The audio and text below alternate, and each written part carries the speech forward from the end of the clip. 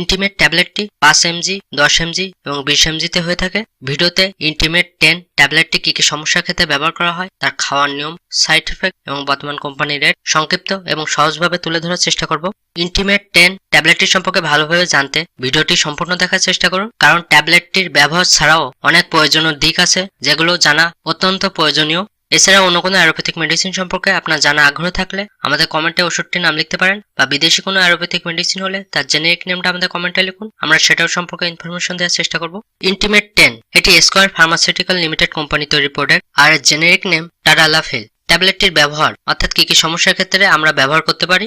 লিঙ্গ স্থানজনিত অক্ষমতা বা সেক্সুয়াল অ্যাক্টিভিটির ক্ষেত্রে এটি ব্যবহার করা হয়, অর্থাৎ যৌনাঙ্গের সমস্যা বা যৌনাঙ্গ খাড়া না হলে বা বেশিক্ষণ ধরে খাড়া না থাকলে ট্যাবলেটটি ব্যবহার করা হয়।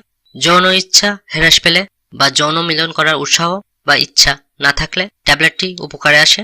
এছাড়া বিনিং প্রোস্টাটিক হাইপারপ্লাজিয়া এটির ক্ষেত্রে ট্যাবলেটটি ব্যবহার করা হয়, অর্থাৎ প্রস্রাব করার জন্য ঘন ঘন বা জরুরি অবস্থা প্রয়োজন হলে, রাতে প্রস্রাবের ফ্রিকোয়েন্সি বেড়ে গেলে, অর্থাৎ বারবার প্রস্রাব লাগা বা প্রস্রাবের পুনরাবৃত্তির হার বেড়ে গেলে, বারবার প্রস্রাব হতে হতে থেমে গিয়ে আবার পুনরায় শুরু হলে, প্রস্রাব লাগলেও প্রস্রাব শুরু করতে অসুবিধা হলে, দুর্বল প্রস্রাব অর্থাৎ প্রস্রাব থেমে থেমে হতে পারে, সেক্ষেত্রেও ট্যাবলেটটি ব্যবহার করা হয়। প্রস্রাবের শেষে লালাযুক্ত পানীয় নিঃসৃত হলে, মূত্রাশয় বা মূত্রাথলি পুরোপুরি খালি না হলে বা খালি করতে অক্ষম হলে ট্যাবলেটটি সহায়ক হিসেবে কাজ করে। আর এইসব টুকটাক কারণে কিডনিতে বিভিন্ন রকম সমস্যা দেখা দিতে পারে, সেই সমস্যার ক্ষেত্রেও ইন্টিমেট ট্যাবলেটটি ব্যবহার করা হয়। ট্যাবলেটটি খাওয়ার নিয়ম। সাধারণত ইন্টিমেট ট্যাবলেটটি খাবার গ্রহণের সাথে কোনো সম্পর্ক নেই, এটি খাবার আগেও খেতে পারেন কিংবা খাওয়ার পরেও খেতে পারেন, আবার অন্য যে কোনো টাইমে আপনি এটি খেতে পারেন। তবে বিশেষ করে সেক্সুয়াল অর্থাৎ যৌন ক্রিয়া করার 30 মিনিট থেকে 12 ঘন্টা আগে এটি সেবন করতে হবে।